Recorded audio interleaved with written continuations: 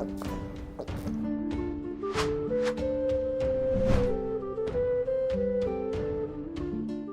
Moin, hallo und herzlich willkommen zu einem neuen Video hier auf meinem Kanal. Und heute gibt es ja eine Runde Shakes and Fidget. Und heute befinden wir uns mal seit langer Zeit wieder auf W50 hier auf meinem Krieger, der mittlerweile Stufe 435 erreicht hat. Und ja, wir schlagen uns ganz gut so durch, sag ich mal, ne? Und wir haben schon lange Zeit nicht mehr hier in die Dungeons reingeschaut. Und da hatte ich mal in den Dungeon-Rechner geschaut, ja. Und wir haben hier tatsächlich einiges an Chancen. Und da ich ja hier keine Dungeon-Pause mache auf dem Account, ja, es ist natürlich auch von Vorteil, wenn wir ein bisschen im Level aufsteigen, denn ist natürlich auch sehr vorteilhaft für die Goldgrube, ne? Umso höher man Level ist, umso mehr Gold bekommt man, deswegen versuche ich hier mal ein bisschen voranzukommen und ja, meinen Level-Vorteil weiter auszubauen, den Spielern gegenüber, die hier eine Dungeon-Pause machen. Genau. Und deswegen, ja, tun wir das Ganze. Ist natürlich nicht die schlauste Variante, brauche ich glaube ich nicht jedes Mal erwähnen. Dungeons sparen ist auf jeden Fall effizienter und deswegen schauen wir mal rein. Wir haben am meisten Chancen erstmal auch in der Lichtwelt, dann Schattenwelt auch. Wirbelwind, den kriegen wir easy durch. Da warte ich aber bis zum nächsten Hexen-Event. Da, ja, den spare ich mir noch so lange auf, damit wir hier noch die Items dann auch richtig verkaufen können. Ich meine, wir haben zwar jetzt momentan ein bisschen Platz, aber ansonsten ja, möchte ich das dann lieber da machen, da ist das gleich weg dann. Okay, wir fangen an. Wir haben sehr viele Chancen. Ich bin gespannt, was wir so gerissen kriegen heute hier. Haben wir ja schon wirklich lange nicht mehr gemacht. So, als erstes haben wir den Hades hier. Mal schauen, was bei ihm so ist. Ich muss erstmal gucken, bevor wir hier überhaupt irgendwas machen. Alles ready, alles startklar. Verzauberungen sind überall drauf. Wir können loslegen.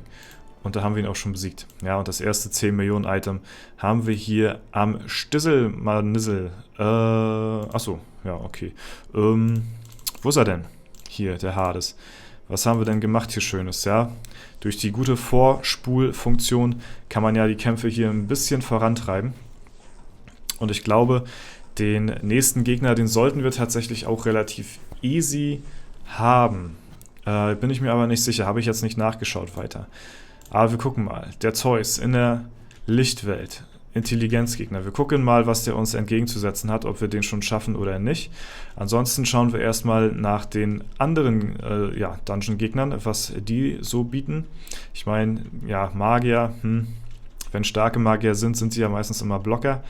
Und ja, Zeus tut dem sein Übriges hier, um mir das Leben ein bisschen schwieriger zu machen. Aber kein Problem. Umso besser ist das, haben wir noch ein bisschen was. Wir legen weiter los in Hemoridor, in der Schattenwelt, bei Schmauch. Den sollten wir als nächstes eigentlich relativ easy klatschen können. Mal gucken, wie es hier aussieht mit den Tries. Der ist hier bei 5,23%. Sollte eigentlich dementsprechend relativ schnell liegen. Mal gucken, ob dem auch so ist. Intelligenzgegner. Oh, der war knapp gewesen. Aber da haben wir ihn. Mal schauen, was wir hier... Hallo? Ach, da ist der Schmauch. So, was die Leute hier gemacht haben. Marquardt hat übel auf den Sack bekommen. Kunigunde auch. Ja, ich habe das meiste hier getan in dem Kampf. So, gucken wir mal den Gegner direkt danach. Ich habe immer nur die ersten Gegner hier abgelesen. Mal schauen, wie die Gegner danach dann auch aussehen. Den geben wir auch ein paar Tries. Aber ansonsten gehen wir gleich zu den nordischen Göttern als nächstes. Die sind nämlich tatsächlich auch überfällig, nordische Götter. Gucken wir mal, die Hela. Ja, mal schauen, wie hier die Tries aussehen. Die war auf jeden Fall einfacher, obwohl sie mit den Prozenten her ein bisschen schwieriger sein sollte. Aber auch den Gegner haben wir hier gemeistert. Wir haben ja schon Ewigkeiten keine Dungeon Tries mehr gemacht hier auf W50. Deswegen ein bisschen kommt ja schon was zusammen. Mal gucken, wie es mit Thor aussieht, direkt danach. Aber ich glaube, es sind immer nur die ersten Gegner, die wir hier einigermaßen leicht besiegen können. Und danach wird es halt wieder natürlich ein bisschen schwieriger. Mal gucken, Thor. Ja, der will noch nicht so richtig. Gut, dann lassen wir den auch noch an der Stelle ein bisschen Zeit. Gehen wir zur altehrwürdigen Zauberschule. Hier haben wir den tödlichen Anblick. Der erste... Second Try, sag mal. Das war ja wirklich sehr, sehr easy. Obwohl die mit den Prozenten her, ich gehe jetzt von den Prozenten immer weiter runter, von den Prozentchancen her. Auch hier sieht es einigermaßen easy aus. Und auch hier probieren wir mal, wie der Gegner danach aussieht. Auch hier habe ich das meiste an Arbeit selbst gemacht. Ja, immer muss man alles alleine hier machen, ne? Keiner hilft einem hier von den Begleitern großartig. Da haben wir aber eine gute Kombo nochmal hingelegt. Ja, nice. Und da haben wir den Borkenknorker, stimmt, so hieß die Waffe, haben wir hier rausgekriegt. Alter, schlechter Küsser. Ja, moine. Alter, First Try. Junge, damit habe ich jetzt überhaupt nicht gerechnet. First Try auch noch. Da kommt heute einiges zusammen hier an Leveln, ja. Also, das ist schon, ist ganz cool auf jeden Fall. Also, wir kommen definitiv ein bisschen voran in den Leveln. Was ganz gut ist für unser Gold, was schlecht ist für die Erfahrungsquests, ne?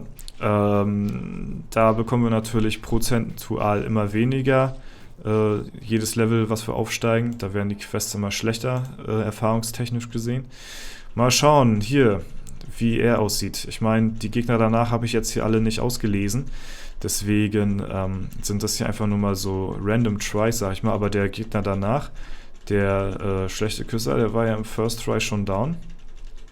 Das war natürlich ganz cool, auf jeden Fall. Und auch hier der Stärkegegner, der könnte auch in baldiger Zukunft könnte der hier auch liegen, aber erstmal ja, macht er hier ein bisschen Faxen hier wie ein Clown. Hier haben wir ja schon ewig nicht mehr reingeschaut, ne? In die Dauerschleife der Idole. Ja, Mensch, da ist ja, da habe ich gehört, dass der Endboss, der soll richtig heftig unterwegs sein, ja? Also wenn ihr den Endboss mal eines Tages begegnen solltet, dann seid ihr schon echte Pro-Gamer, seid ihr Shakes and Fidget-Legenden quasi. So, Alvaro hier mit einer 2%igen Chance heute vertreten. Der müsste eigentlich auch binnen nächster Tries liegen. Ja, auch wenn es ein Magier ist, aber eigentlich sollten wir hier keine großartigen Probleme haben. Und danach, ja, sind wir erstmal soweit auf dem neuesten Stand. Hier und da haben die Gegner definitiv, denke ich mal, noch ein paar Chancen gelegt zu werden, aber das kann man sich ja dann immer noch mal aufheben für eine weitere Folge Dungeon Bashing mit dem Krieger auf W50. Der war jetzt knapp gewesen. Der macht hier aber ganz schöne Anstalten gerade. Obwohl die Dauerschleife hier gerade zum Anfang sehr unbelohnende Gegner sind, die hier nicht sehr viel Loot abwerfen, dafür aber zum Anfang des Spiels relativ hartnäckig sind. Machen wir nochmal so ein paar Tries. Leander brauchen wir nicht weiter reinschauen. Zwergpudel ist, glaube ich, auch... Okay. Der Zwergpudel liegt einfach auch random, ja. Ist natürlich nice, freue ich mich, ja. Mal schauen, was wir hier so angestellt haben. Marquardt hat ein bisschen was gemacht, Kunigunde hat ordentlich ausgeteilt, ja. Und wir haben bald hier auch das zweite Level-Up hier in der Folge. Das ist natürlich ganz nice. Hier haben wir das reitende Hügelbeet. Keine Ahnung, wie der so drauf ist hier. Der Dude, der Berg, ne, von Game of Thrones. Was ich immer noch nicht gesehen habe, beziehungsweise nur die ersten 5 Folgen. Weiter bin ich nach wie vor noch nicht gekommen. Ja, Schande über mein Haupt. Aber eines Tages vielleicht werde ich das dann mal nachholen. Ja, die anderen Gegner brauche ich hier, glaube ich, nicht weiter tryen, ne? Die sind noch relativ unmachbar. Tanzender Pilz, auch so ein Endgame-Dungeon hier, wo wir nichts weiter zu suchen haben. Ja, wir sind hier kurz vorm Level-Up. Das ist natürlich ein bisschen ärgerlich. Also eigentlich müsste er müsste eigentlich noch fallen. Dann, ja, weiß ich nicht, alleine schon von den Prozenten her, also über 2%, ist eigentlich schon gut, so von der Wahrscheinlichkeit her. Aber wie das immer so ist mit den Wahrscheinlichkeiten in Shakes and Fidget, ne? Aber wenn wir den jetzt haben, dann sind wir ja natürlich auch definitiv nochmal Level Up und wäre natürlich nochmal ein ganz cooler Schluss für die Folge hier, ne? Ansonsten eine Wirbelwind-Etage kann man sich immer nehmen, aber ich möchte mir die letzten 10 wirklich nochmal aufsparen für Hexen-Event, beziehungsweise da nochmal dann zum Anlass nochmal ein kleines Video machen hier, dass wir den Dungeon dann auch durchhaben. Das ist ja auch immer ein besonderer Anlass. Aber gibt es ja... wollte gerade sagen, gibt es ja wohl nicht hier, dass der nicht fällt. Wer kommt danach nochmal? Paul. Ja gut, Grüße gehen raus. Der will auch noch nicht so richtig. Schauen wir uns mal an, woran es hier liegen hat hier. Ne? Okay, wir mussten 2 fette Crit-Treffer, das war schon relativ unspektakulär. Ja, wir sind ein bisschen aufgestiegen her. Wir schauen mal hier rein. Ja, ist nicht sehr viel zu sehen. Ansonsten, weiß ich nicht. 2 Level gemacht, bisschen Erfahrung.